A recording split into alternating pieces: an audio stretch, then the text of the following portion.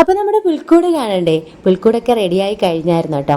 അപ്പോൾ പുൽക്കൂട്ടിൽ നമ്മൾ ഇതുപോലെ ഡെക്കറേഷനൊക്കെ ചെയ്തപ്പോൾ ഒരു കുളം കൂടെ വെച്ചിട്ടുണ്ടായിരുന്നു, അതിൽ മീനെ പിടിച്ചിട്ടതൊക്കെ പറഞ്ഞായിരുന്നല്ലേ.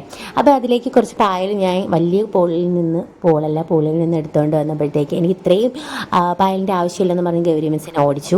ബാക്കി ഞാൻ പൂളിൽ തന്നെ കൊണ്ടിട്ടു കേട്ടോ. എന്നിട്ട് മീനെ കണ്ടോ, മീൻ ഇങ്ങോട്ടും ഇങ്ങോട്ടൊക്കെ ഓടി നടക്കുന്നു. പക്ഷെ പിന്നെ മീനെ കാണാനില്ലായിരുന്നു, ആരോ താങ്ങിക്കൊണ്ടുപോയത്.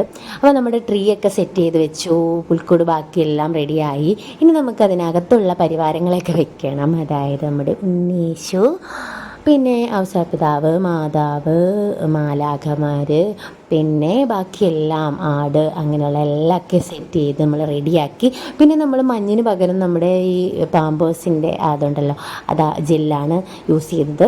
പിന്നെ ഇതാണ് എൻ്റെ ക്ലാസ്സിലെ ഡെക്കറേഷനൊക്കെ, പുൽക്കൂടൊക്കെ അവർ സെറ്റ് ചെയ്തായിരുന്നു. അപ്പോൾ അത്രയുള്ള വീഡിയോ ഇഷ്ടമെങ്കിൽ ലൈക്കും സബ്സ്ക്രൈബും ചെയ്ത് സപ്പോർട്ട് ചെയ്യാൻ മറക്കരുത്. ടാറ്റാ.